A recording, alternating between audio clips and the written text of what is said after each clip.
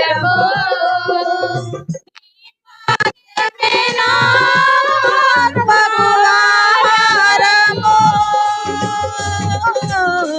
నీ వాక్యమే నా పరవశము నీ వాక్యమే నా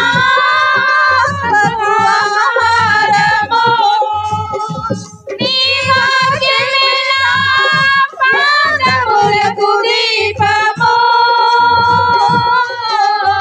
నీ వాక్యమే నా పాదములకు దీపము నీ వాక్యమే నా పాదములకు దీపము నా స్తుతి పాత్రుడా నా యేసయ్యా నా ఆరాధనకు నీవే యోగ్యుడవయ్యా నా ఆరాధనకు నీవే యోగ్యుడవయ్యా నా స్తుతి పాత్రుడా నా యేసయ్యా నీ కృపయే నా ఆశ్రయము నీ కృపయే నా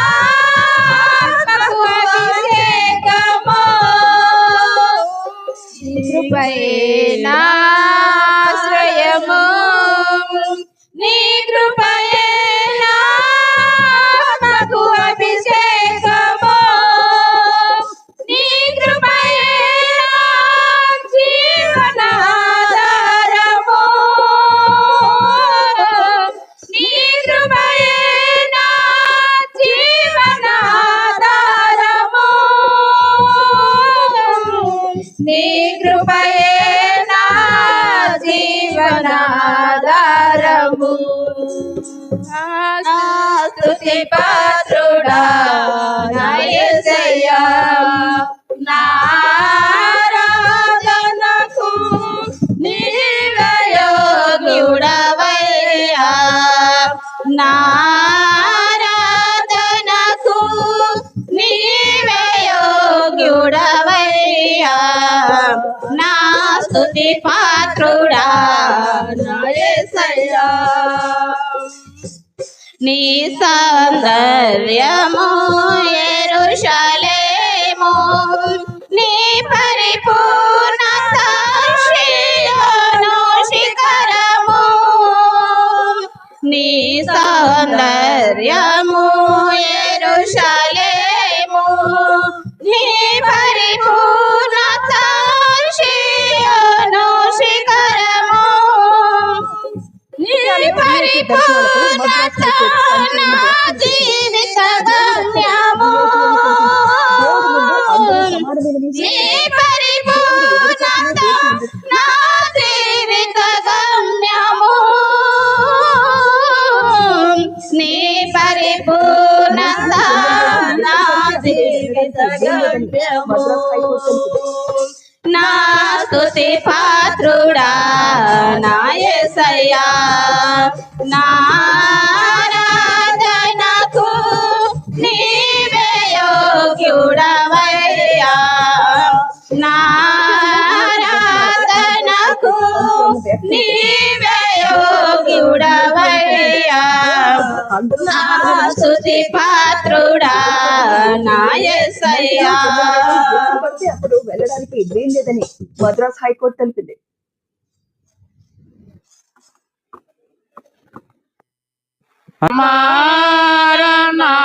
హృదయం ముదమారవసించునా హృదయాంతరంగమున యేసు నిర్మించితివే ప్రియమైన హృదయం ముదమారవసించునా హృదయాంతరంగమున నీరాక ప్రభావమున నారోక హృదయమును నీరాక ప్రభావ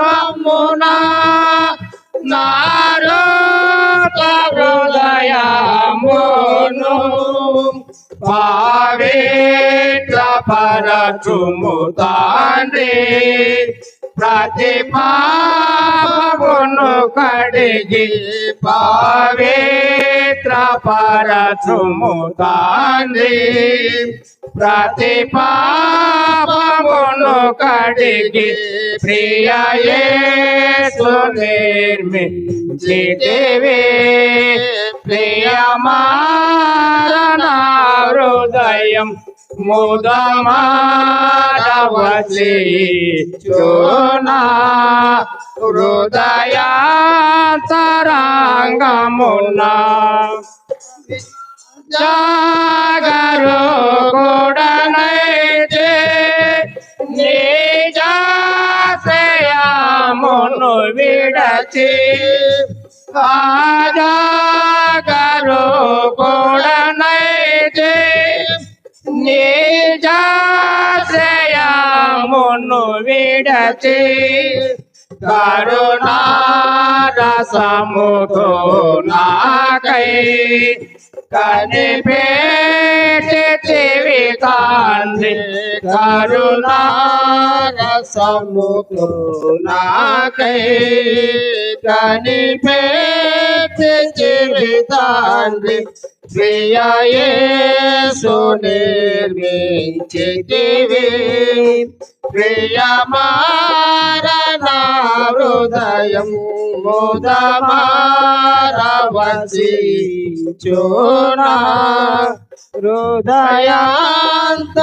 హృదయాంతరంగమున వికసించే విశ్వాసము వాక్యమును చదువగనే వికసించే విశ్వాసము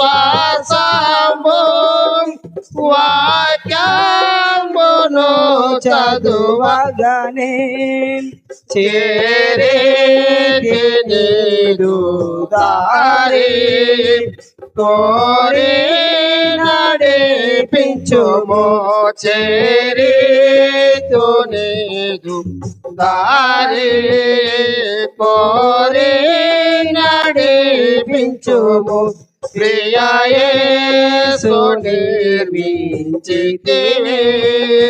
ప్రియమారణ హృదయం ముదమారవసి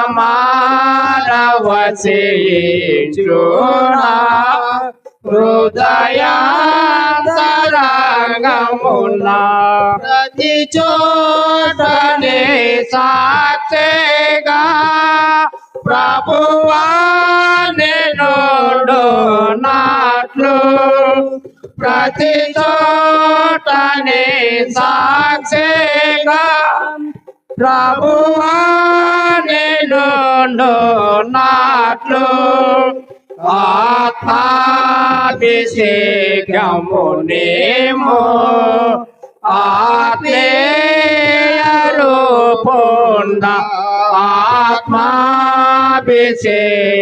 ఆత్మాభిషేకమునేమో ఆత్మీయ రూపొంద ప్రియ యేసు నిర్మించితివి ప్రియమారణ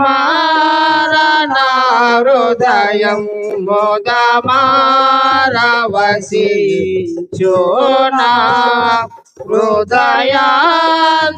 హృదయాంతరంగమున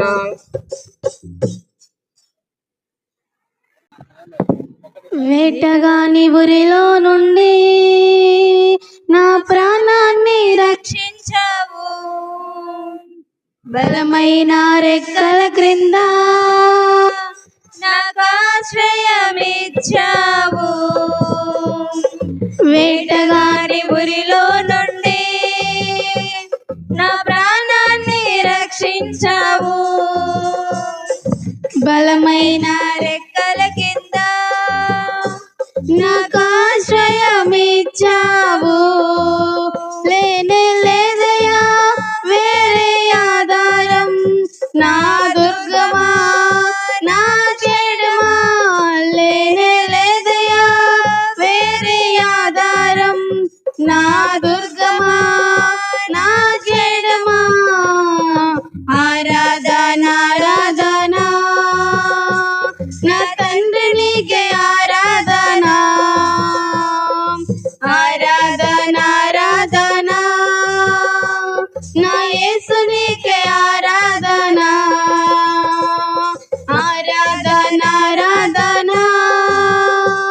నా తండ్రి నీకే ఆరాధన ఆరాధన ఆరాధన నా యేసు నీకే ఆరాధన వేటగాని ఊరిలో నుండి నా ప్రాణాన్ని రక్షించావు బలమైన రెక్కల కింద నాకు ఆశ్రయం ఇచ్చావు 1000 మంది పడిపోయినా 10,000 మంది కూలిపోయినా 1000 మంది పడిపోయినా 10,000 మంది కూలిపోయినా అపాయము రానే రాదు నా గుడారము సమీపించదు అపాయము రానే రాదు నా గుడారము సమీపించదు లేనే లేదయా వేరే ఆధారం నా దుర్గమా నా చెడమా లేనే లేదయా వేరే ఆధారం నా దుర్గమా నా చెడమా ఆరాధన ఆరాధన నా తండ్రి నీకే ఆరాధన ఆరాధన ఆరాధన నా యేసు నీకే ఆరాధన ఆరాధన ఆరాధన నా తండ్రి నీకే ఆరాధన ఆరాధన ఆరాధన నా యేసు నీకే ఆరాధన వేటగాని ఊరిలో నుండి నా ప్రాణాన్ని రక్షించావు బలమైన రెక్కల కింద నాకు ఆశ్రయం ఇచ్చావు మార్గములో కాపాడుటకు నీ దూతలను ఏర్పరచావు మార్గములో కాపాడుటకు నీ దూతలను ఏర్పరచావు రాయి తగలకుండగా ఎత్తి నన్ను పట్టుకున్నావు రాయి తగలకుండగా ఎత్తి నన్ను పట్టుకున్నావు లేనే లేదయా వేరే ఆధారం నా దుర్గమా నా చెడమా లేనే లేదయా వేరే ఆధారం నా దుర్గమా నా చెడమా ఆరాధన ఆరాధన నా తండ్రి నీకే ఆరాధన ఆరాధన ఆరాధన నా యేసు నీకే ఆరాధన ఆరాధన ఆరాధన నా తండ్రి నీకే ఆరాధన ఆరాధన ఆరాధన నా యేసు నీకే ఆరాధన వేటగాని ఊరిలో నుండి నా ప్రాణాన్ని రక్షించావు బలమైన రెక్కల క్రింద నాకు ఆశ్రయం ఇచ్చావు రాత్రి వేళ భయముదైనను పగటి వేళ బాణమైనను రాత్రి వేళ భయముకైనను పగటి వేళ బాణమైనను రోగము నన్నేమి చేయదు నా తెడాలు సమీపించదు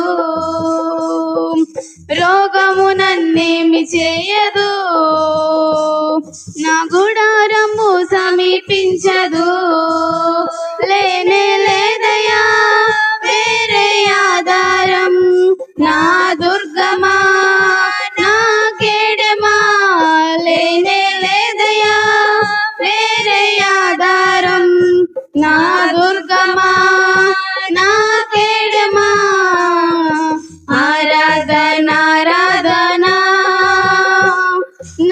యేసునికే ఆరాధన ఆరాధన ఆరాధన నా తండ్రి నీకే ఆరాధన ఆరాధన ఆరాధన నా తండ్రి నీకే ఆరాధన ఆరాధన ఆరాధన నా యేసునికే ఆరాధన వేటగాని ఉరిలో నుండి నా ప్రాణాన్ని రక్షించావు బలమైన రెక్కల క్రింద నాకు ఆశ్రయమిచ్చావు వేటగాని ఉరిలో నుండి నా ప్రాణాన్ని రక్షించావు బలమైన రెక్కల క్రింద నాకు ఆశ్రయమిచ్చావు లేనే లేదయా వేరే ఆధారం నా దుర్గమా నా కేడమా లేనే లేదయా వేరే ఆధారం నా దుర్గమా నా కేడమా ఆరాధన ఆరాధన నా తండ్రి నీకే ఆరాధన ఆరాధన ఆరాధన నా యేసునికే ఆరాధన ఆరాధన ఆరాధన నా తండ్రి నీకే ఆరాధన ఆరాధన ఆరాధన నా యేసునికే ఆరాధన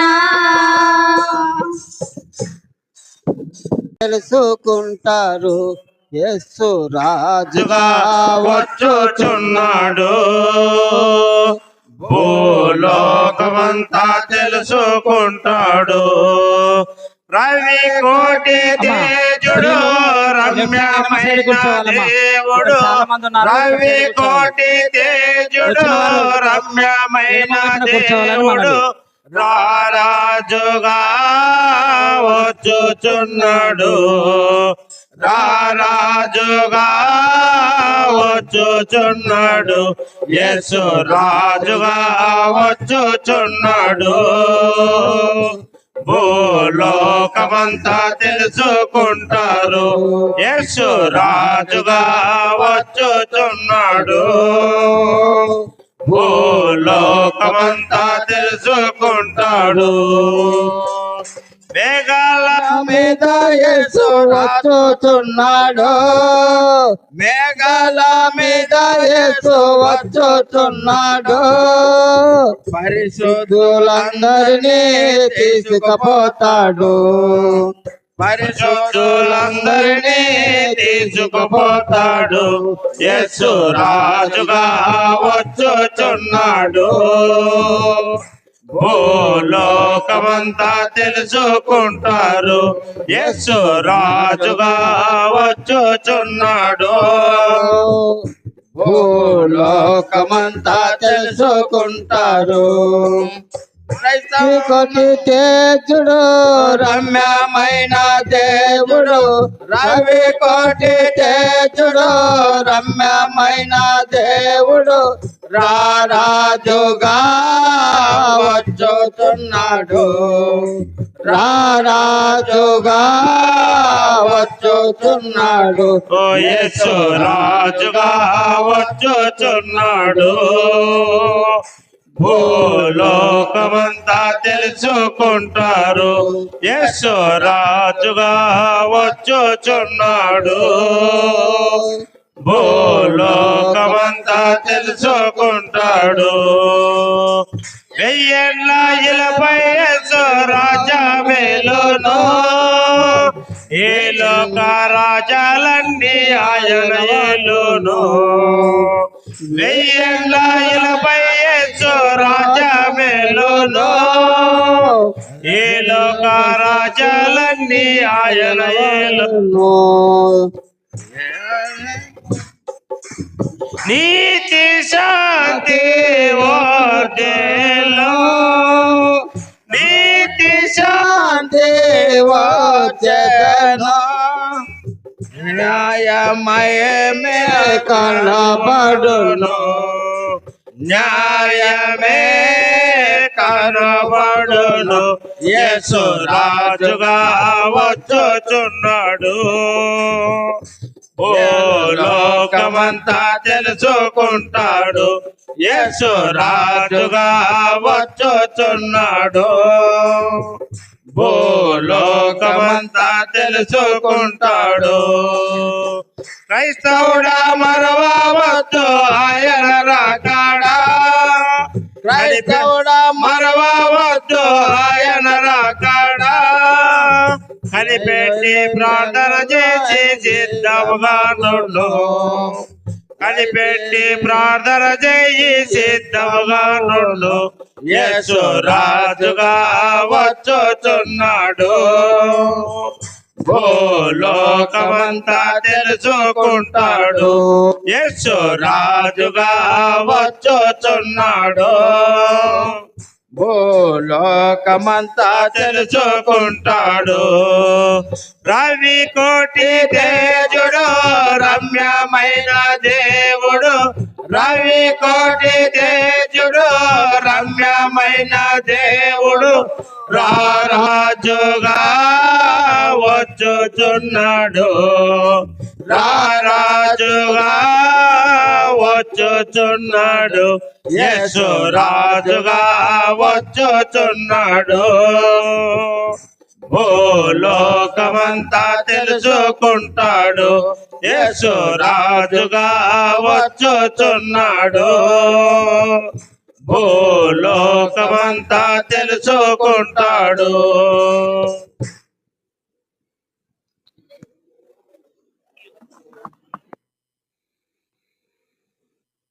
ప్రియ దేవుని సంగమా, ఈనాటి వర్తమానం కొరకు మనం ప్రభు యొక్క వాక్యమును ధ్యానం చేసుకుందాం. కొరింథీయులకు రాసిన మొదటి పత్రిక 11వ అధ్యాయము ప్రభు బల్ల కార్యక్రమానికి మనము ఈరోజు వచ్చి ఉన్నాం.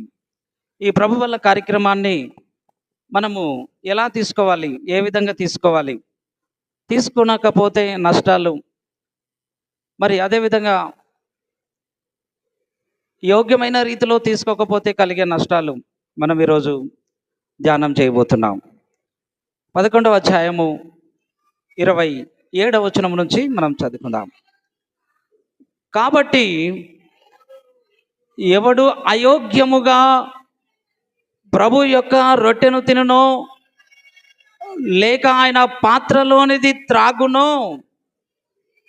వాడు ప్రభు యొక్క శరీరమును గూర్చియు రక్తమును గూర్చియు చాలమా అపరాధి అగును.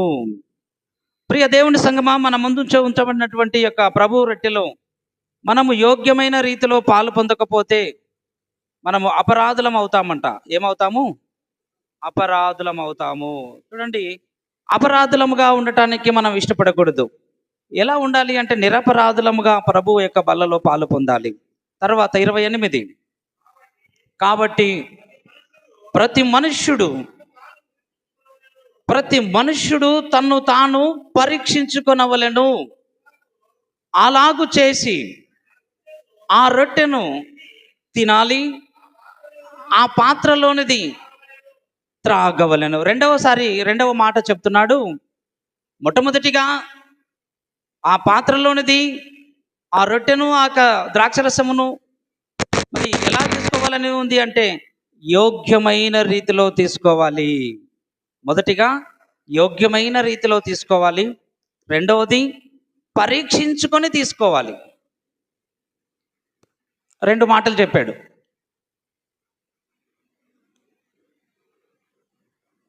మొట్టమొదటిది యోగ్యంగా తీసుకోవాలి, మనసులో ఏ కల్మషం లేకుండా తీసుకోవాలి, ఎవరి మీద కోపం, ద్వేషం, అసూయ, కక్ష, కుట్ర,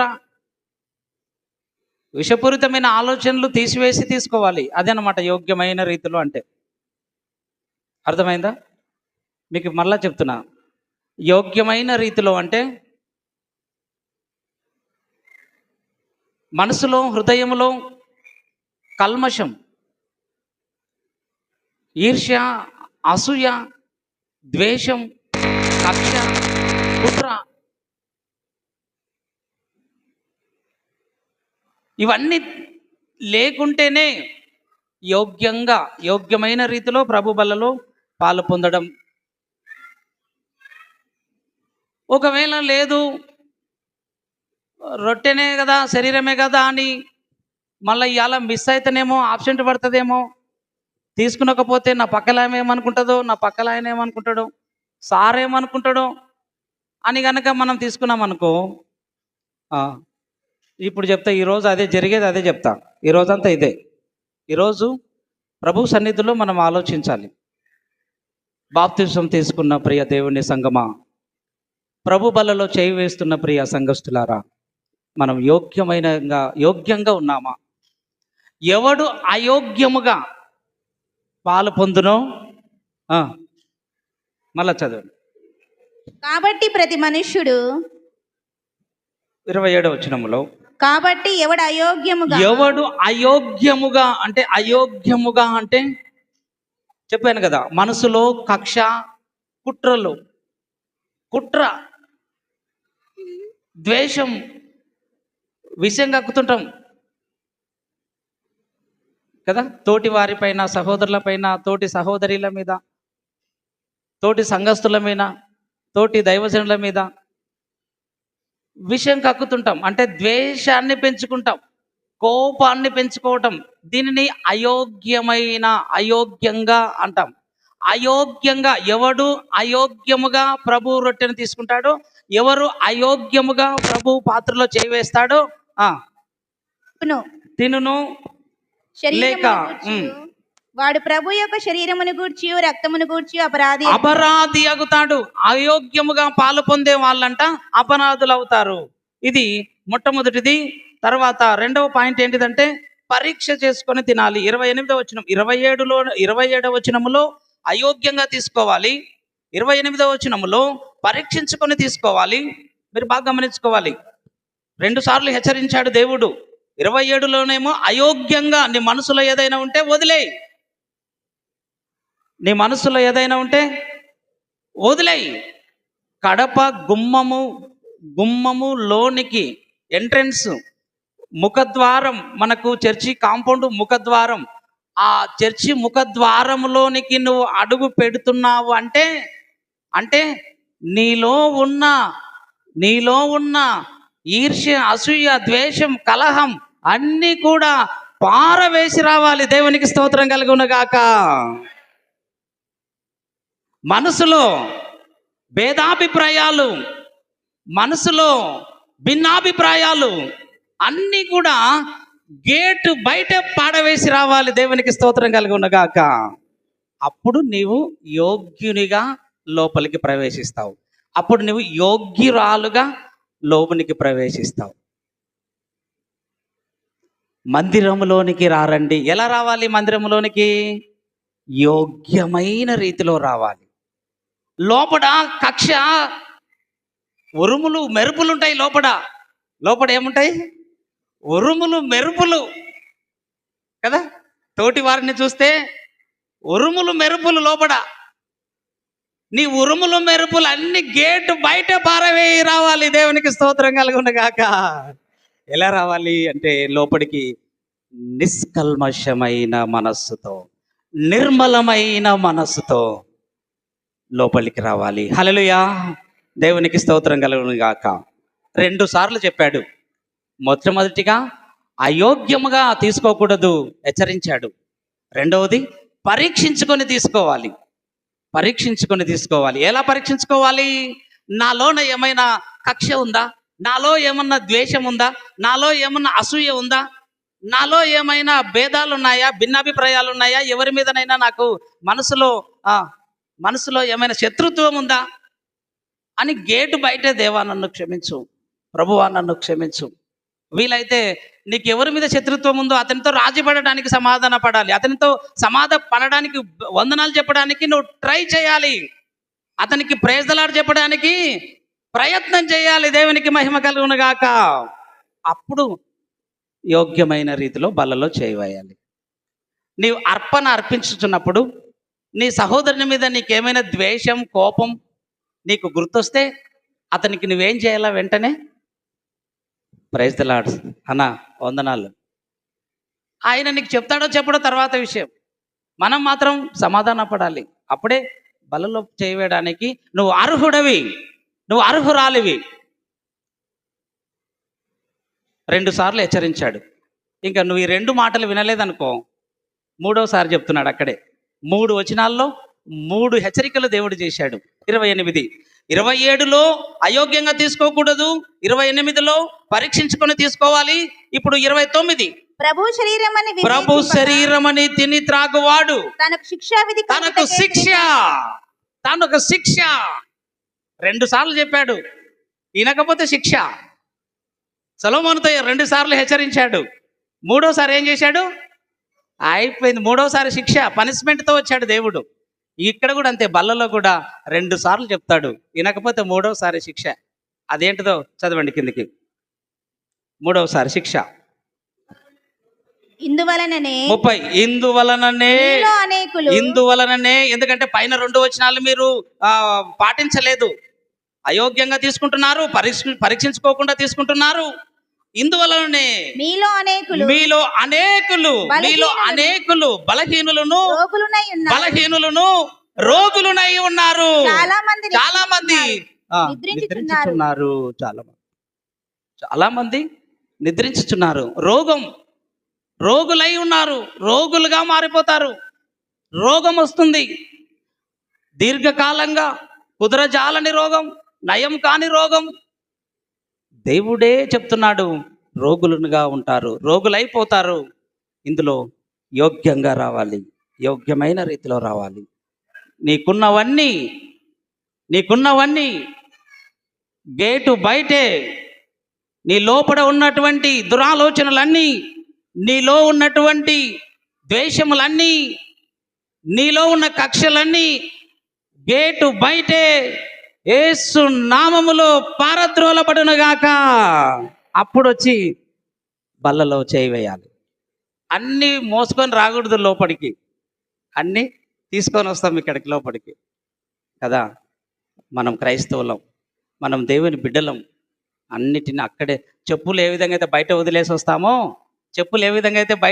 వస్తామో మన మనసులో ఉన్నవన్నీ కూడా ఎక్కడ వదిలేసి రావాలి?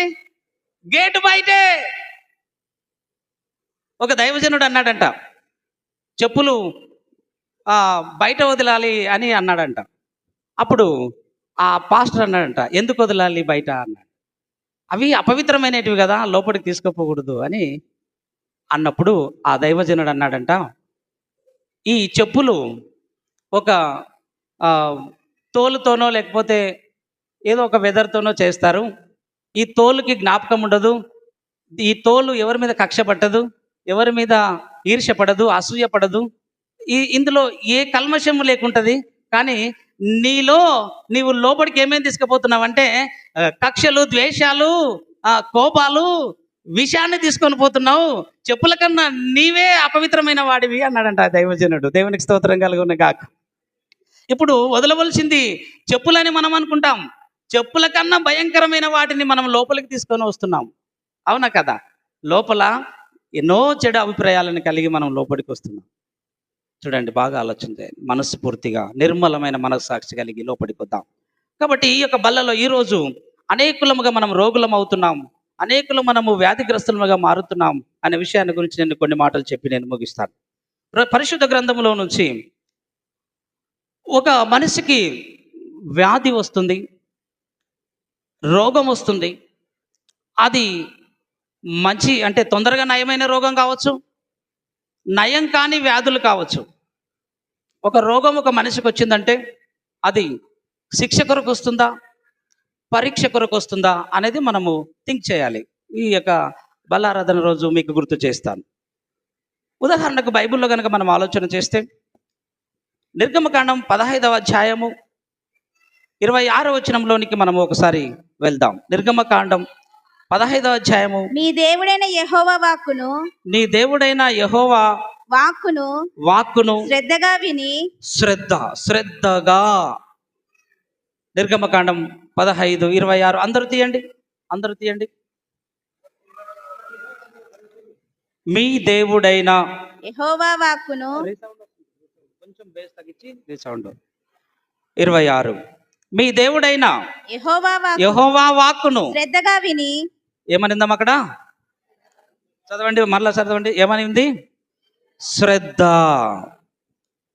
ఎలా వింటున్నాం మనం దేవుని వాక్యము? అశ్రద్ధగా వింటున్నాం. దేవుని మందిరంలోనికి వచ్చి వాక్యాన్ని ఎలా వింటున్నామంటే శ్రద్ధ లేదు, వాక్యం మీద శ్రద్ధ ఉండదు. అశ్రద్ధగా డ్రైవింగ్ చేస్తే ఏమవుతాం? అక్కడ ఉంటుంది శ్రద్ధ. డ్రైవింగ్లో శ్రద్ధ ఉంటుంది, ఉద్యోగంలో శ్రద్ధ, నీ పని మీద శ్రద్ధ, ఇంట్లో శ్రద్ధ, పిల్లలపైన శ్రద్ధ, అన్నిటి మీద శ్రద్ధ ఉంటుంది. కానీ వాక్యం వినే విషయంలో మాత్రం శ్రద్ధ ఉండదు.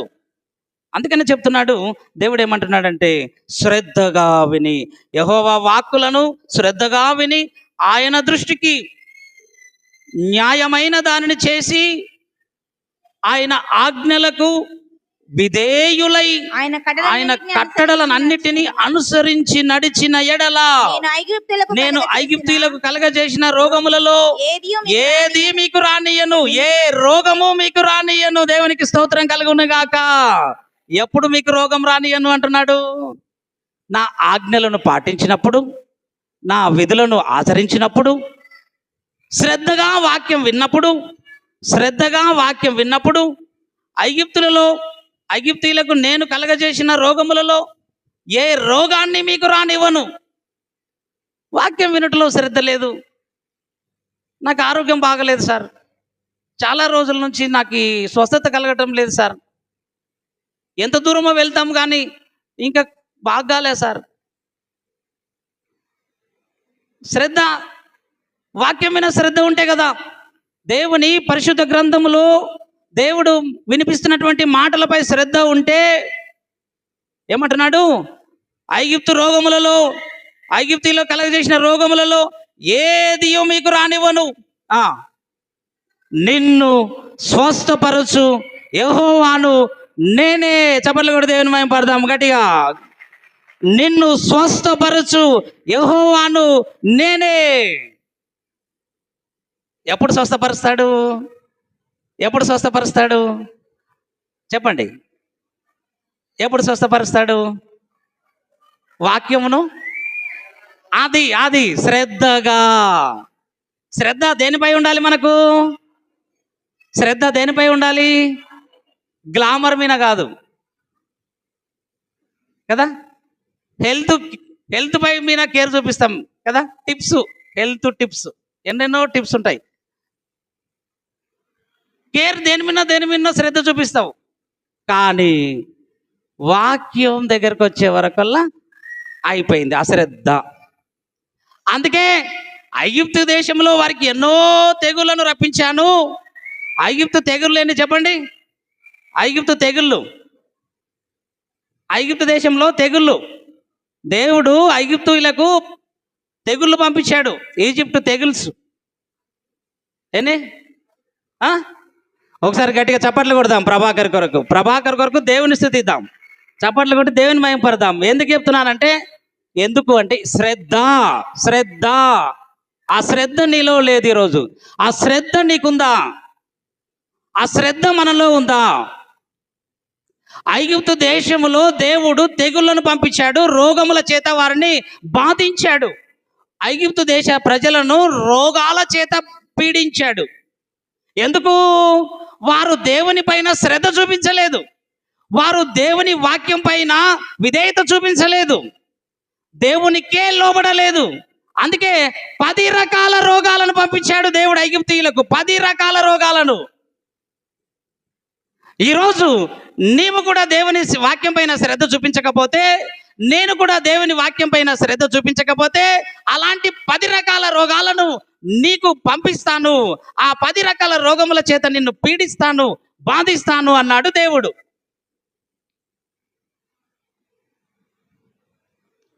రైట్. రోగము, ఒక మనిషికి రోగం వస్తుంది అంటే అది శిక్ష కొరకు వస్తుంది, పరీక్ష కొరకు కూడా వస్తుంది. రోగం వస్తుంది అంటే దేవుడు పరీక్షించడానికి రోగం పెడతాడు, శిక్షించడానికి కూడా రోగం పెడతాడు. బాగా ఆలోచన చేయాలి. రోగం శిక్ష కొరక, పరీక్ష కొరక అనే టాపిక్ ఉంది బైబిల్లో. ఈరోజు కొన్ని మాటలే ఎక్స్ప్లెయిన్ చేస్తాను మీకు. నీకు రోగం వచ్చిందంటే నిన్ను శిక్షించడానికైనా దేవుడు పంపించాలి, లేకపోతే నిన్ను పరీక్షించడానికైనా రోగం పెట్టి ఉంటాడు. అయోగ్యంగా పాలు పొందితే శిక్షించడానికి రోగాన్ని పంపిస్తాడు.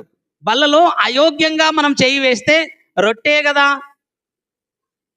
ద్రాక్షరసమే కదా అని అయోగ్యంగా తీసుకున్నాం అనుకో, శిక్షించడానికి దేవుడు రోగాన్ని పంపిస్తాడు. కొరింథీ మొదటి పత్రిక 27, 28, 29, 30 వచనాలు ఎగ్జాంపుల్ మీకు రెఫరెన్స్ ఇస్తున్నాను. పరీక్షించుకోకుండా చేయి వేస్తే, అయోగ్యంగా తింటే, వివేచించకుండా తింటే శిక్షావిధికి కారణమవుతుంది. ఇందువలననే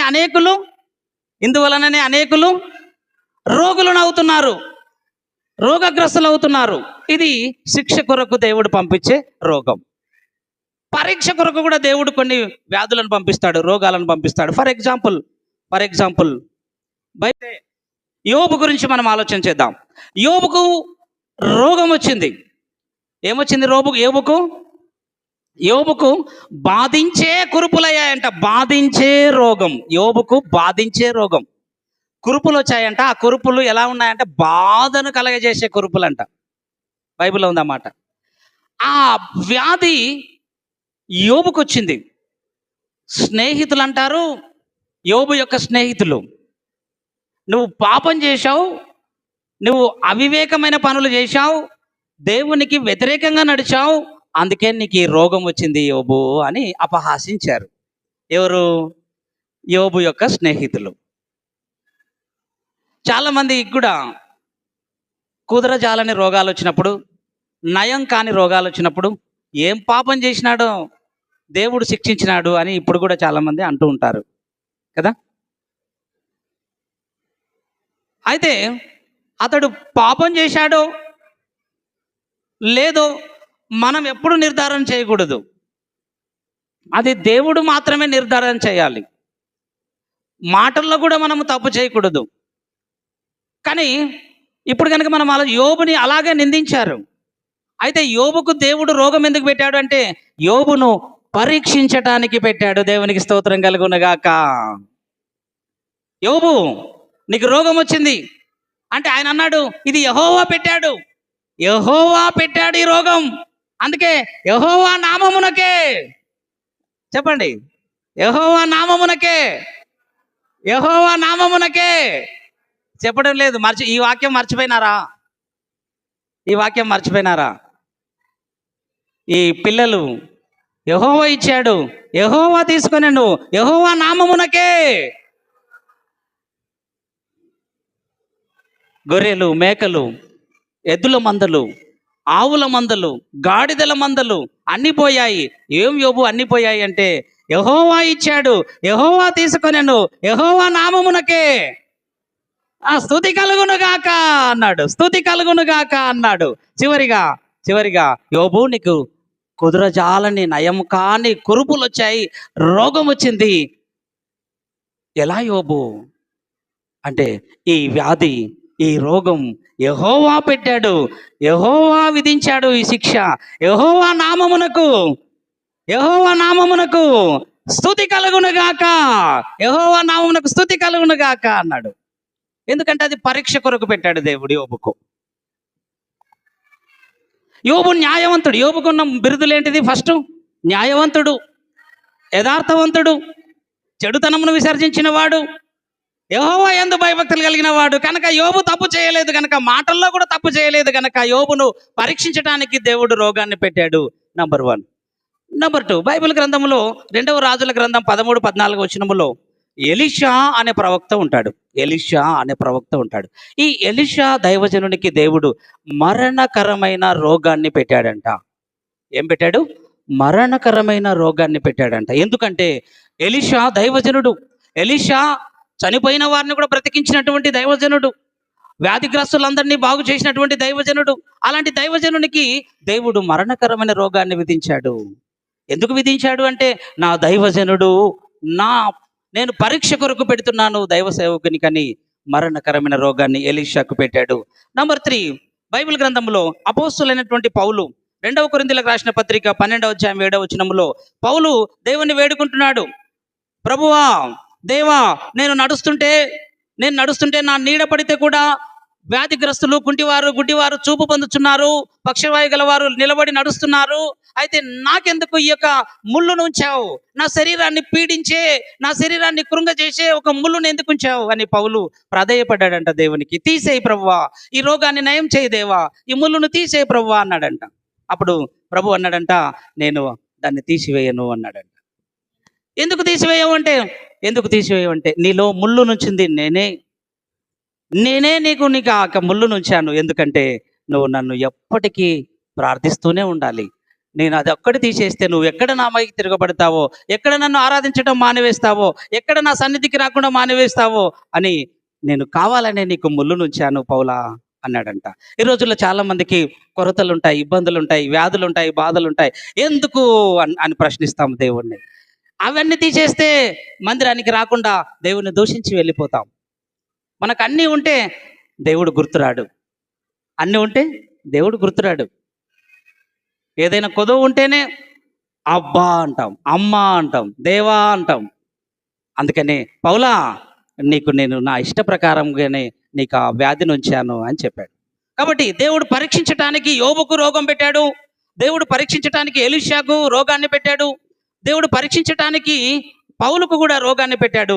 మనకందరికీ పరిచయమైన వ్యక్తిని చూపిస్తాను. యోహాను సువార్తలో 12వ అధ్యాయములో మరియా మార్తల తమ్ముడు ఉంటాడు. మరియా మార్తల తమ్ముడు ఆయన ప్రభువు దగ్గర పరిచర్య చేసేవాడు, ప్రభువుకు నీళ్ళ బాటిల్ ఇచ్చేవాడు, ప్రభువుకు భోజనం పెట్టేవాడు, ప్రభువును ఇంట్లోకి తీసుకెళ్ళి గౌరవ మర్యాదలు చేసేవాడు 24 అవర్స్. ఎవరికి? ప్రభు అయినటువంటి యేసుక్రీస్తు వారికి. ఇంకో మాట లాజరుకు ప్రభు అయిన యేసుక్రీస్తు వారికి రిలేషన్ చెప్పండి. లాజర్కి ప్రభు అయిన యేసుక్రీస్తు వారికి, యేసయ్యకు లాజరుకున్న రిలేషన్ చెప్పండి ఒకసారి.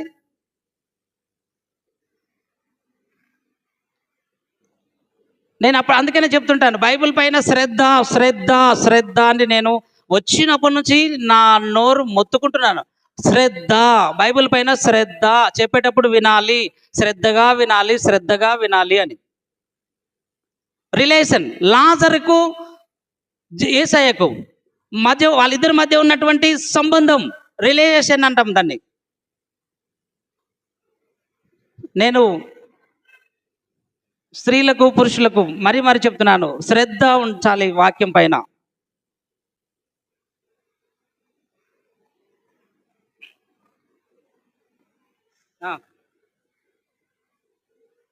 చెప్పాలి.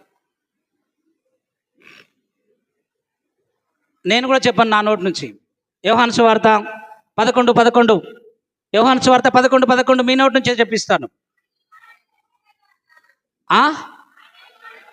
ఆయన ఈ మాట చెప్పిన తర్వాత మన స్నేహితుడైన మన ఫ్రెండ్ గట్టిగా చప్పట్లు కూడా దేవుని మహిమపడదాం. దేవునికి స్తోత్రం కలుగును గాక.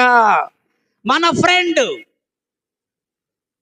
నా స్నేహితుడు లాజరు, నా స్నేహితుడు అన్నాడు.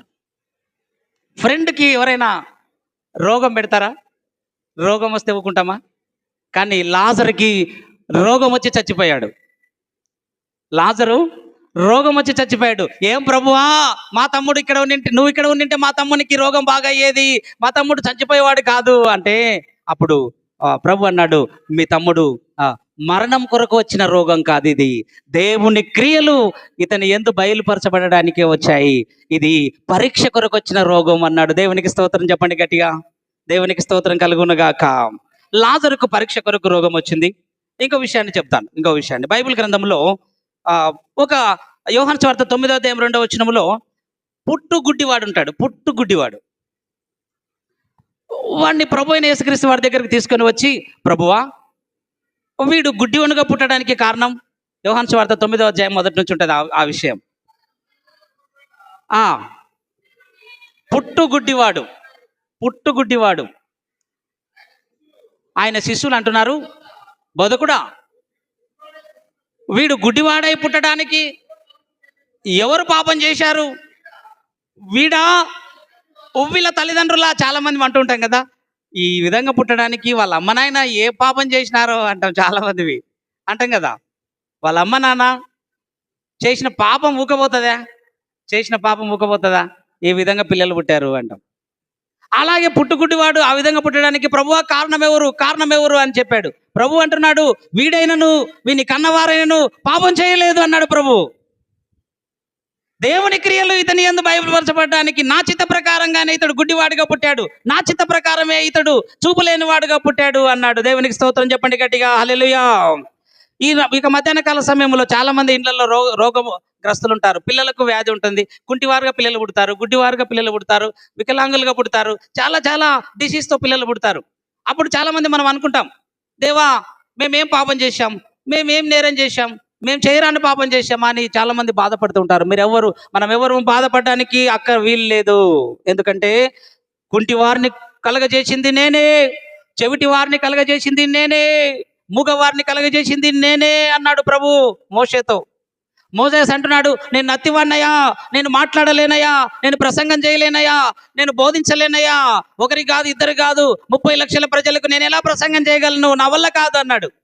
నా కంఠం బాగలేదన్నాడు, నా స్వరం బాగలేదన్నాడు, నా నాలుక మందం అన్నాడు. అయితే దేవుడు అన్నాడు ఒక మాట, మోసెస్ నిన్ను నత్తివానిగా కలిగి పుట్టించింది నేనే నిన్ను మూగవానిగా నోరు మందంగా పుట్టించాను, నాలుక మందంగా పుట్టించాను, నీ నోరు క్లియర్గా లేకుండా చేయడానికి కారణం నేనే. ఈరోజు చాలా మంది బాధపడుతుంటారు, నా స్వరం బాగలేదు సార్ కదా, నా గొంతు బాగలేదు సార్. ఎవడు అడిగినా నీ గొంతు ఎవరికి కావాలి? చప్పట్లు కొట్టి దేవుని భయపడదాం, గట్టిగా చప్పట్లు కొడదాం, హల్లెలూయా. ఎవరికి కావాలి నీ గొంతు? మోసెస్కే గొంతు లేదు. ఆ మోసెస్కి నాకు కూడా లేదనుకోండి, ఉన్నవాసం చెప్పాలి కదా, నాకు కూడా లేదు, మీకన్నా గొప్పగా ఏం పాడలేను, మీరే బాగుపడతారు నాకన్నా. ఇలా పుట్టించింది దేవుడే, ఇలా నిన్ను కలగజేసింది నేనే, నీ స్వరంని తగ్గించింది నేనే, నీకు కంఠం లేకుండా చేసింది కూడా నేనే. ఆయన బాధపడతాడు, నేను మా అన్నలలాగా హైట్ ఉంటే బాగుండే, మా అన్నలలాగా నేను పర్సనాలిటీ ఉంటే బాగుండే అని ఆయన బాధపడినాడు. ఒక ఆయన, ఎవరికి కావాలి నీ పర్సనాలిటీ? ఎవరికి కావాలి నీ 6th ప్యాక్? ఎవరికి కావాలి నీ కండలు? ఎవరికి కావాలి? నేను నీ హృదయాన్ని చూస్తాను. దేవునికి స్తోత్రం చెప్పండి గట్టిగా, నీ హృదయాన్ని చూస్తాను. ఎవరితో అన్నాడు? డేవిడ్తో, కింగ్ డేవిడ్ రాజుతో, దావీదు మహారాజా, నీ హైట్ నాకు అవసరం లేదు, నీ అందం నాకు అక్కర్లేదు, నీ పర్సనాలిటీ నాకొద్దు. ఆడికి పర్సనాలిటీ ఉంది. ఫస్ట్ రాజుకి, ఫస్ట్ కింగ్, ఇజ్రాయేలీలకు ఫస్ట్ కింగ్. చెప్పండి,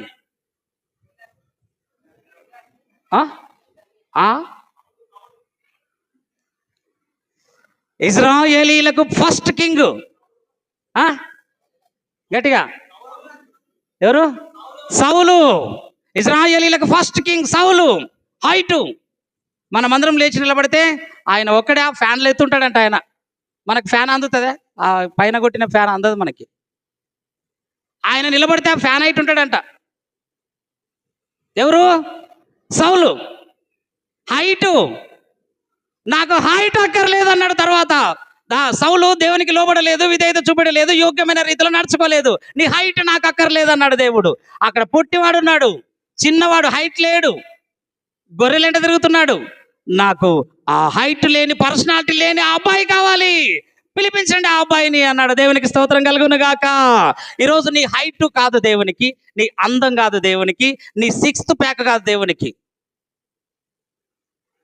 దేవుడు కోరుకుంటున్నాడు, నువ్వు ఎలా ఉన్నా దేవునికి కావాలి, ఏ స్థితిలో ఉన్నా దేవునికి కావాలి. రైట్. ఆ గుడ్డివాడిని కలగజేసింది నేనే అన్నాడు. ఇవన్నీ వీళ్ళ రోగాలన్నింటినీ కూడా దేవుడు ఎందుకు పెట్టాడు అంటే పరీక్ష కొరకు పెట్టాడు. యోబుకు రోగాన్ని ఎందుకు పెట్టాడు దేవుడు? పరీక్షించడానికి పెట్టాడు. ఎలీషాకు రోగాన్ని ఎందుకు పెట్టాడు చెప్పాలి? పరీక్షించడానికి పెట్టాడు. పౌలుకు రోగాన్ని ఎందుకు పెట్టాడు? పరీక్షించడానికి పెట్టాడు. లాజరుకు రోగాన్ని ఎందుకు పెట్టాడు? పరీక్షించడానికి పెట్టాడు. పుట్టుగుడ్డివానికి రోగాన్ని ఎందుకు పెట్టాడు? పరీక్షించడానికి పెట్టాడు. ఇంకొక అద్భుతమైన వ్యక్తి గురించి చెప్తాను. ఆ పూటకి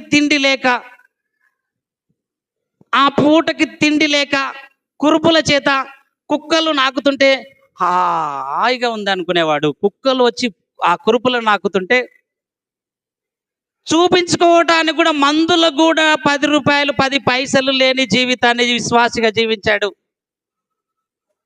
ఆకలేస్తుంది, పిలిచి అన్నం పెట్టే దిక్కు లేదు. ఉండడానికి 2 తాటాకులు కూడా లేని దరిద్రత కలిగి ఉన్నాడు. 2 తాటాకుల నీడ కూడా లేదు.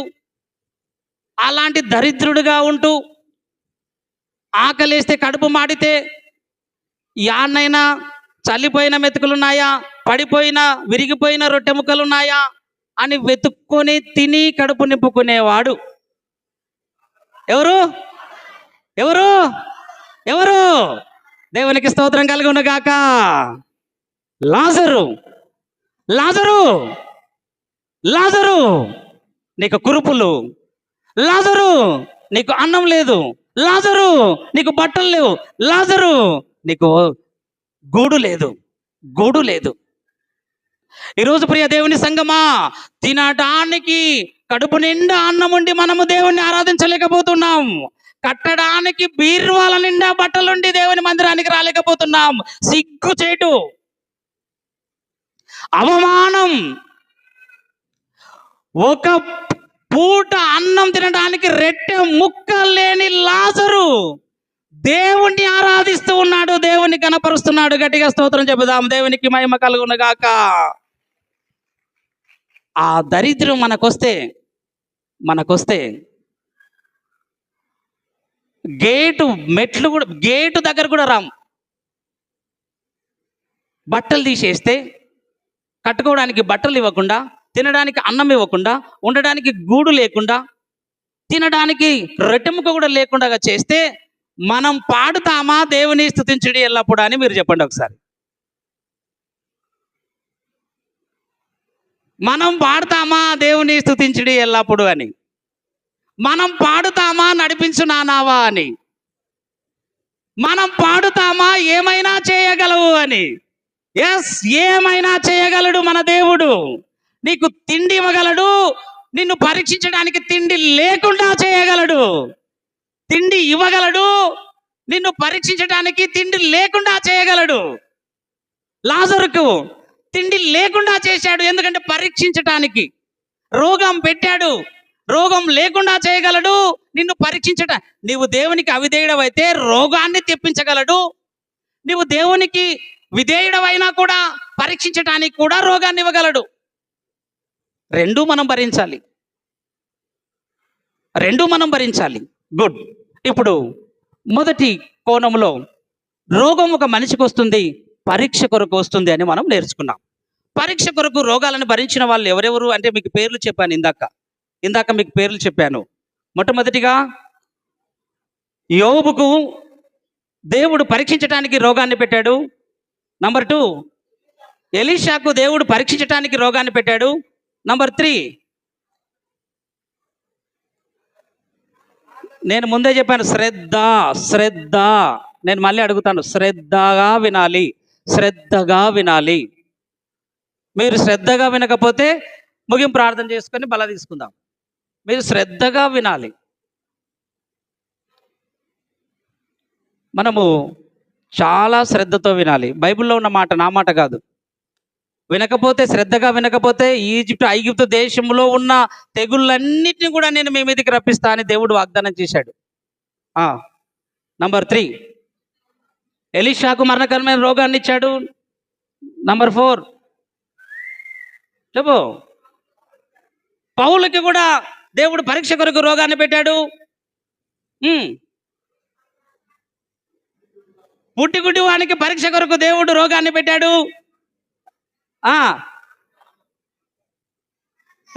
కరెక్టే. లాజరు కూడా పరీక్షించడానికి దేవుడు రోగాన్ని పెట్టాడు. మీ ముగ్గురిని ఎందుకు చూస్తున్నానంటే వాళ్ళ నొల్ల చూడలేను కదా కోపంతో. ఏ సార్ నువ్వు మీ ముగ్గురిని ఎందుకు చూస్తానంటే మిమ్మల్ని కోపంగా చూస్తేనే వాళ్ళందరూ కూడా కొంచెం అలర్ట్ అవుతారనమాట కదా. ఏమనుకోవద్దండి. దేవునికి స్తోత్రం చెబుతాం గట్టిగా. దేవునికి మహిమ కలుగును గాక. ఇప్పుడు శిక్ష కొరకు దేవుడు రోగాన్ని పెడతాడు. శిక్ష కొరకు, శిక్షించటానికి రోగాన్ని పెడతాడు. వారిలో ఒక ముగ్గురు చూపించి నేను ప్రార్థన చేస్తాను. బైబిల్ గ్రంథంలో ఒక మాట మీకు చదివి వినిపిస్తాను. 2వ దినవృత్తాంతముల గ్రంథము 9వ అధ్యాయము 10వ వచనం నుంచి 12వ వచనాల వరకు మనం కనుక ధ్యానిస్తే, ఈ ఒక వచనాన్ని చదివి నేను మిగతా వాళ్ళ గురించి ఎక్స్ప్లెయిన్ చేస్తూ ముగిస్తాను. మీకు వివరంగా అర్థం కావడానికి నేను చదివి ముగిస్తాను. ఇది ఒక వచనాన్ని చదువుదాం. 2వ దినవృత్తాంతములు 9వ అధ్యాయము 10. ఇదియుగాక ఆ, ఓఫీరు నుండి బంగారము తెచ్చిన 2వ దినవృత్తాంతముల గ్రంథము 9వ అధ్యాయము చదవండి 10 నుంచి. ఇదియుగాక చదవమ్మా. ఓఫీరు నుండి బంగారము తెచ్చిన హీరాము పనివారును సొలొమోను పనివారును చందనపు 2వ దినవృత్తాంతములు అన్నాను, అందుకే నాకు ఈడ వెలుగుతుందన్నమాట.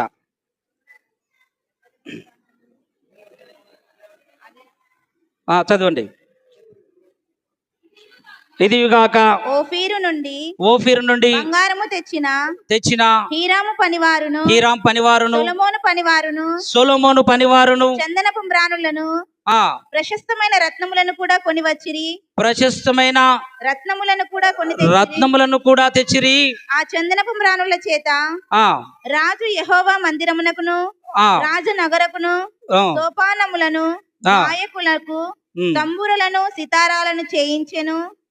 దేవుని మందిరములో ఎన్నో సామాగ్రిని మరి సొలొమోను చేయించి ఉంచాడు. అలాంటి దేవుని మందిరానికి రాకుండా, అలాంటి దేవుని మందిరంలో ఆరాధన చేయకుండా దేవుణ్ణి తిరస్కరించినటువంటి ఒక మనిషి గురించి, ఒక రాజు గురించి నేను చెప్తాను. అతనికి రోగం వచ్చింది, అతనికి వ్యాధి వచ్చింది. ఎలాంటి వ్యాధి వచ్చిందంటే మీకు చదివి వినిపిస్తాను. 16వ అధ్యాయానికి రండి. 16వ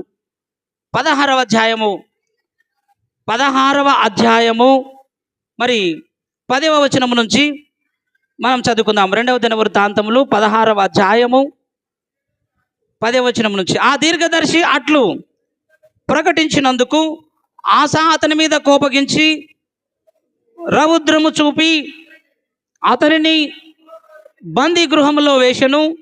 ఇదిగాక ఆ సమయమందే ఆసా జనులలో కొందరిని బాధపరిచెను. ఆసా చేసిన కార్యములన్నింటిని గురించి యూదా ఇశ్రాయేలు రాజుల గ్రంథమందు వ్రాయబడి ఉన్నది. ఆసా తన ఏలుబడి యందు 39వ సంవత్సరమున పాదములలో జబ్బు పుట్టి తను బహు బాధపడినను దాని విషయంలో అతడు యెహోవా యొద్ద విచారణ చేయక వైద్యులను పట్టుకొనెను. చాలు. ఇక్కడ ఆసా అనే రాజున్నాడు. ఎవరున్నారు?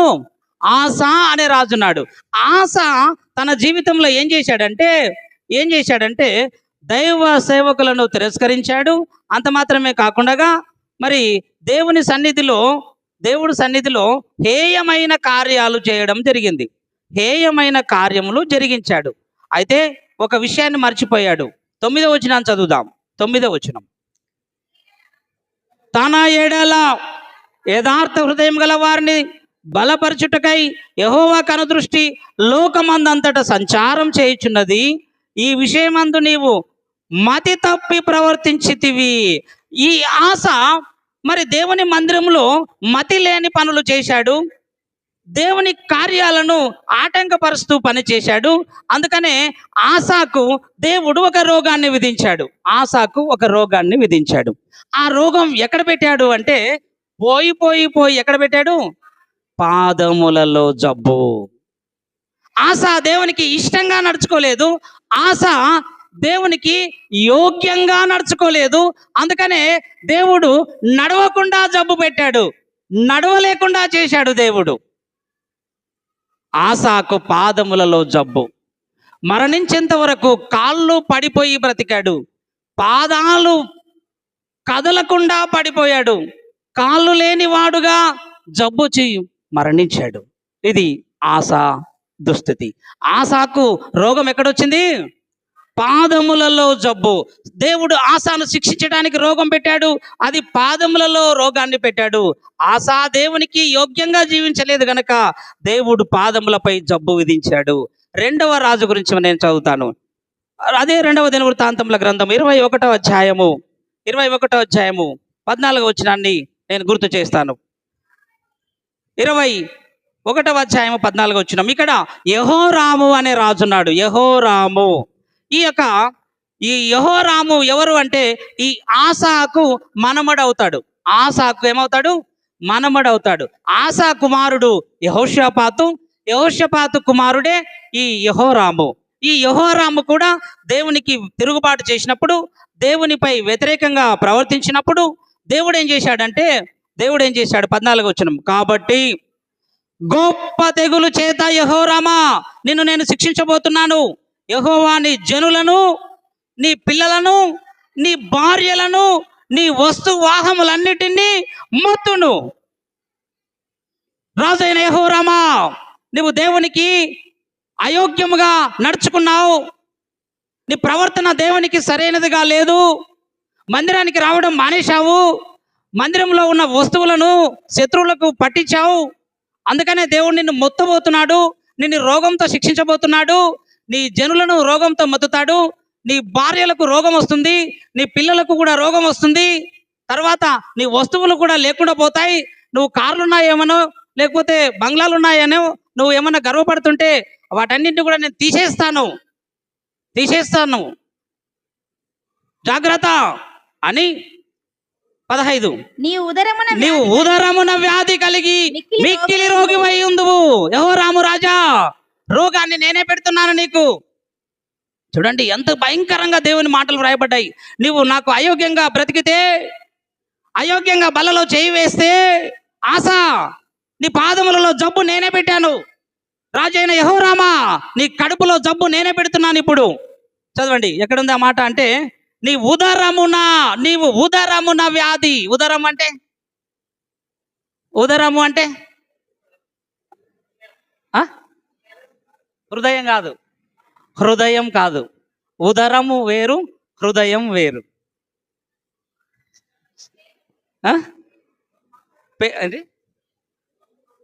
ఉదరము ఎవరు చెప్పారు? అందరు చెప్పండి. ఉదరం అంటే ఉదరం తెలీదా? ఉదరం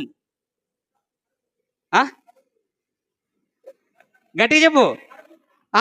పొట్ట, కడుపులో జబ్బు, ఉదరమున వ్యాధి. ఉదరమున జబ్బు పెడుతున్నాను యెహోరామా. ఆ మాట కిందికి చదువుతాను ఒక మాట. 8వ వచనం 18 చదవండి.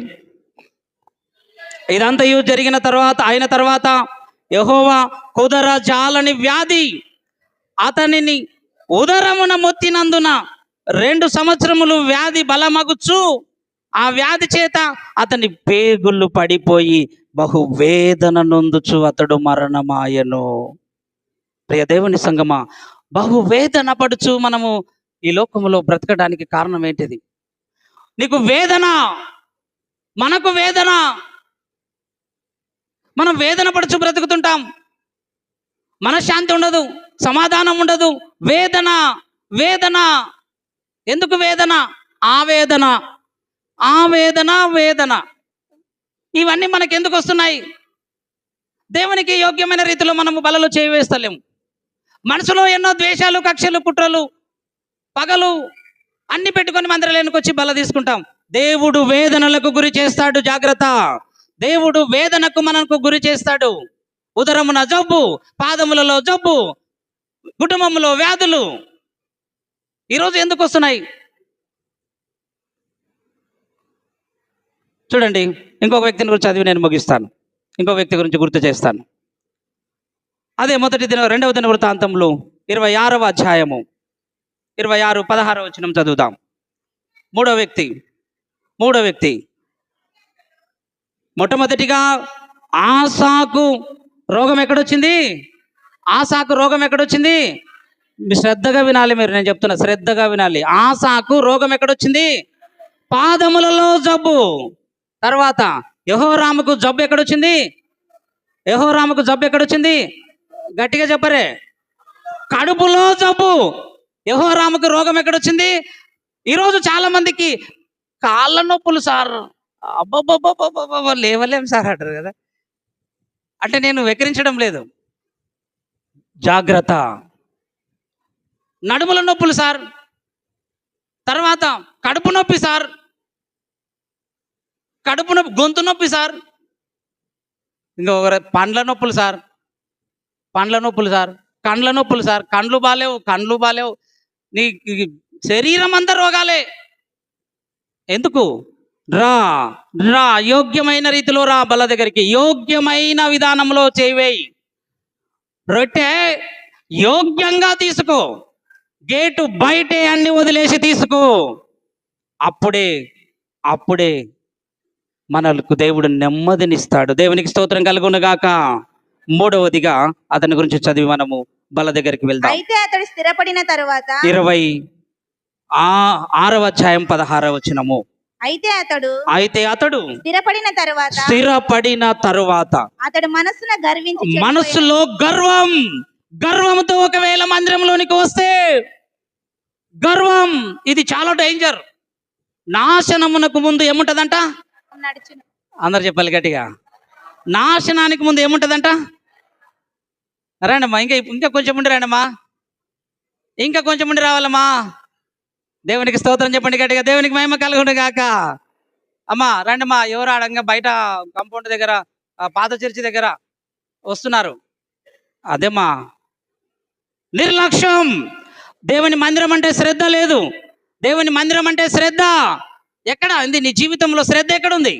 పనులపై శ్రద్ధ, వంటలపై శ్రద్ధ, బట్టలపై శ్రద్ధ, బండలపై శ్రద్ధ, కుటుంబం మీద శ్రద్ధ, భర్త పైన శ్రద్ధ, పిల్లల పైన శ్రద్ధ. మందిరం అంటే అశ్రద్ధ. మందిరం అంటే అశ్రద్ధ. రావా రోగాలు, రావా కీళ్ళ నొప్పులు, రావా కాళ్ళ నొప్పులు, రావా కడుపు నొప్పులు. ఎక్కడ పోతుంది మన సమాజం, సంఘం ఎక్కడ పోతుంది? అందుకని వాక్యం వింటే కదా. వాక్యం వినరు, పాటించరు. వాక్యం వినరు, హృదయంలో పెట్టుకోరు. ఇగో ఇప్పుడు వస్తున్నారు. ఇప్పుడు వస్తే బల్లలో ఏమని చేయవేస్తావు? వాక్యం వినకుండా. నువ్వు వాక్యం వినకుండా ఎలా చేయవేస్తావు? కొన్ని సంఘాలలో, కొన్ని డినామినేషన్లలో నేను చూశాను కాబట్టి చెప్తున్నా. వాక్యం వినకపోతే వర్షిప్ చేయనియరు, ఆరాధన చేయనియరు. నువ్వు చేయొద్దు అంటారు. వాక్యం వినలేదు, నువ్వు ఎలా చేస్తావు? వాక్యం వినకుండా ఆరాధన ఎలా చేస్తావు? వర్షిప్ ఎలా చేస్తావు? చేయొద్దు అంటారు. కూర్చో ఊరికే. అలాంటి శిక్షణ కలిగినటువంటి డినామినేషన్స్ చాలా ఉన్నాయి. మన డినామినేషన్లో, మన సంఘంలో మాత్రం ఎంత? 12 గంటలకు కూడా మనం ఇంకా వస్తున్నాం. మార్చుకోవాలి. దయచేసి అమలారా, దయచేసి శ్రద్ధ, దేవుని మందిరం పైన శ్రద్ధ. ఆయన మీద మనం శ్రద్ధ చూపితే, ఆయన వాక్యం మీద మనం శ్రద్ధ చూపితే, దేవుడు నీ పైన శ్రద్ధ ఉంచుతాడు. దేవునికి స్తోత్రం చెప్పడానికి గట్టిగా. నీ పిల్లల పైన శ్రద్ధ చూపుతాడు, నీ కుటుంబం పైన శ్రద్ధ చూపుతాడు, నీ రోగం మీద దేవుడికి శ్రద్ధ ఉంటుంది బాగు చేయాలని. స్థిరపడిన తర్వాత గర్వించి, అతడు స్థిరపడిన తర్వాత గర్వించెను. అతడు మనస్సున గర్వించి చెడిపోయాను. అతడు ధూపపీఠం మీద ధూపం వేయుటకై యెహోవా మందిరములో ప్రవేశించెను. ఇతని పేరు ఉజ్జియా. ఏం పేరు ఇతని పేరు? ఉజ్జియా. ఇతడు ఏకంగా దైవజనులను తృణీకరించి, వాళ్ళేం దేవుళ్ళ, నేను కూడా చేస్తాను అని ధూపం వేదిక మీద దాని ధూపార్తిని పట్టుకొని వెళ్ళాడు ధూపం వేయటానికి. అప్పుడు దేవుని మందిరంలో మరి ఆ యొక్క సముఖపు రొట్టెల మీద, లేకపోతే ఆ యొక్క ధూప వేదిక పైన దైవజనులు అర్పించవలసినటువంటి నైవేద్యములన్నింటినీ కూడా ఇతడు ధూపార్తిని చేత పట్టుకొని ధూపం వేయటానికి వెళ్ళాడు. పక్కనే ఎంతమంది దైవజనులు ఉన్నారంటే సుమారు 80 మంది దైవ సేవకులు ఉన్నారు. వాళ్ళందరినీ కూడా త్రోసివేసి, నేను చేస్తాను ఈ రోజు అని ఘనత కొరకు చూపాడు. అయితే ఏమైంది అంటే, మీకు ఒక రోజు కూడా గుర్తు చేశాను, మరలా గుర్తు చేస్తాను. అలా చేసినందుకు 19వ వచనం చదువుదాం. ఉజ్జియా ధూపము వేయుట ఉజ్జియా ధూపం వేయుటకు ధూపార్తిని చేతబట్టుకొని రౌద్రుడై యాజకుల మీద కోపం చూపెను. యెహోవా మందిరములో ధూపపీఠము ప్రక్కన అతడు ఉండగానే యాజకులు అందరూ చూస్తుండగానే అతని నొసట కుష్ఠము పుట్టెను. అతని నుదుట కుష్ఠము పుట్టెను. నొసట అంటే ఇది పన పైన నుదురు అంటే ఇది ఇంతే కదా. నుదురు పైన కుష్టు, నుదుటి పైన కుష్టు రోగం వచ్చింది. జీవితాంతం మరణించేంత వరకు మందిరం మెట్లెక్కకుండా చేశాడు దేవుడు. ఎందుకు ఇలా చేశావు దేవా అంటే, నేను శిక్షించడానికి రోగం పెట్టాను. దేవా నాకెందుకు ఈ రోగాన్ని పెట్టావు? నేను శిక్షించడానికి పెట్టాను. ఎందుకు నన్ను శిక్షించావు దేవా అంటే, నేను మందిరాన్ని త్రోసివేశాను, నీ వాక్యం పైన శ్రద్ధ చూపించలేదు, నీ మందిరంలోనికి అయోగ్యంగా వచ్చాను, అందుకనే నిన్ను శిక్షించడానికే నుదుటి పైన కుష్టి వ్యాధిని పెట్టాను. ఉజ్జియా అన్నాడు. ఈరోజు మనం ఎలా ఉన్నాం? జాగ్రత్త. మనం ఒకవేళ హిజ్కియా వలె గర్వంతో మందిరానికి వస్తే దేవుడు హిజ్కియాను శిక్షించినట్లు రోగంతో మనల్ని శిక్షిస్తాడు. నంబర్ 1, శిక్షించడానికి దేవుడు ఎంతమందికి ఏ రోగాలు పెట్టి శిక్షించాడంటే, దేవుడు మొట్టమొదటిగా ఆసాకు దేవుడు రోగాన్ని ఎక్కడ పెట్టాడు? పాదములలో జబ్బు. నంబర్ 2 యెహోరాముకు దేవుడు రోగాన్ని ఎక్కడ పెట్టాడు? కడుపులో జబ్బు పెట్టాడు. నంబర్ 3 ఉజ్జియాకు రోగాన్ని ఎక్కడ పెట్టాడు? నుదుటి పైన రోగాన్ని పెట్టాడు. ఎప్పుడు చూడు తలనొప్పి కుష్ఠవ్యాధి. ఎప్పుడు చూడు కుష్ఠవ్యాధి, మొత్తం పై అంతా కుష్ఠవ్యాధి. చూడండి నా ప్రియమైన వర్లారా, దేవునికి అవిధేయులమైతే, దేవుని వాక్యం పైన అశ్రద్ధ చూపితే, దేవుని బల్లలో మనం అయోగ్యంగా చేయి వేస్తే, ఆసాకు పాదములలో జబ్బు, యెహోరాముకు కడుపులో జబ్బు, ఉజ్జియాకు నుదుటి పైన జబ్బు, హిజ్కియాకైతే పై అంతా జబ్బే. 4వ కింగ్ హిజ్కియా, అతనికి పై అంతా జబ్బే. ఈరోజు మనము రోగాలు కొని తెచ్చుకుంటున్నాం. ఎందుకు కొని తెచ్చుకుంటున్నామంటే, యోగ్యంగా మందిరానికి రావటం లేదు, పరీక్షించుకొని రావటం లేదు, శ్రద్ధతో మందిరానికి రావడం లేదు. అందుకనే వ్యాధులు, వేదనలు.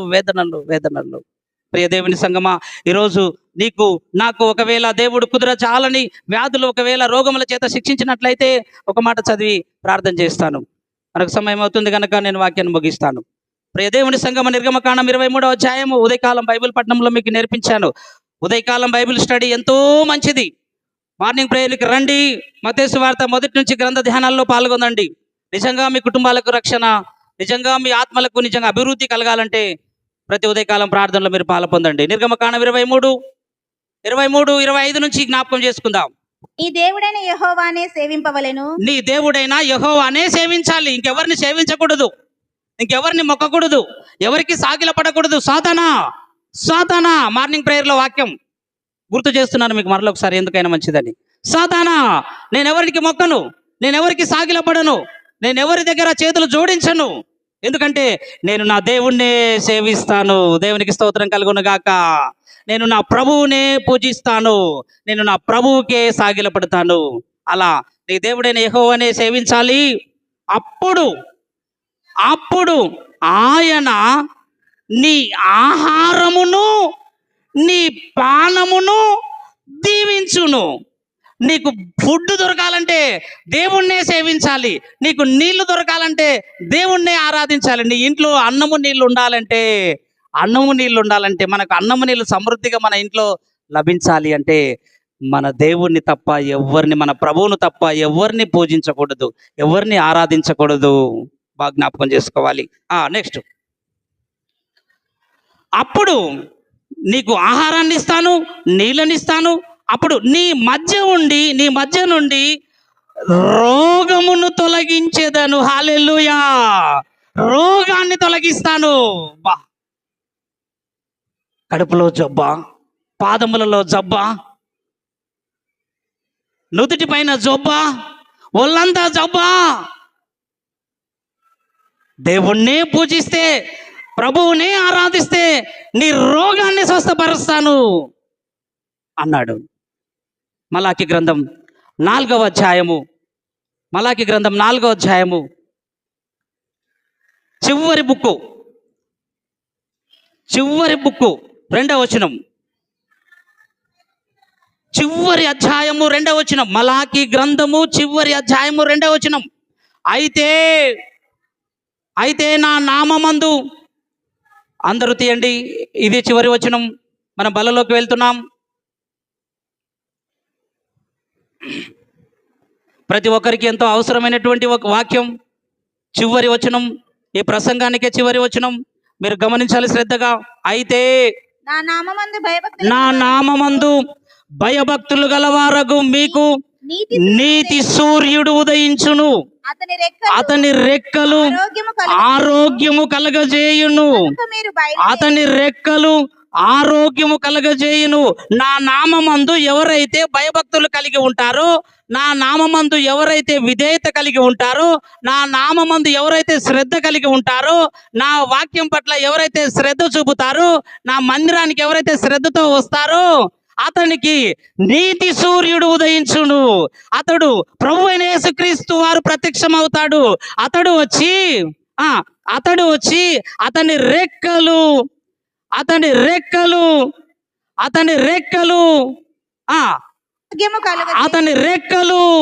ఆరోగ్యము కలగజేయను. దేవునికి స్తోత్రం కలుగును గాక. గట్టిగా చప్పట్లు కొట్టి దేవుని మహిమపరదాం. నీవు ఎట్టి రోగముతో ఉన్నాయి యొక్క మధ్యాహ్న కాలం ఆరాధనలో, నీవు కడుపులో జబ్బున్నా, కాల్లో జబ్బున్నా, పాదములలో జబ్బున్నా, తలపై జబ్బున్నా, ఒళ్ళంతా రోగముల చేత నువ్వు వేదన పడుచు ఉంటే, నీతి సూర్యుడు మన ప్రభువైన యేసుక్రీస్తు వారు ప్రతి వారి రోగమును స్వస్థపరచును గాక, ప్రతి వ్యాధిని నయం చేయును గాక. బల దగ్గరికి వస్తున్న మనమందరం కూడా యోగ్యమైన రీతిలో బల దగ్గరికి వద్దాం. మనసులో ఉన్న చెడును, కల్మషాన్ని అన్నిటిని కూడా మనము వదిలివేద్దాం. యేసు నామములో పారద్రోలుదాం. అప్పుడు మనం బలలో ప్రవేశించుదాం. దేవుడు తన వాక్యమును దీవించి ఆశీర్వదించును గాక. ఆమేన్. ప్రార్థన చేసుకుందాం.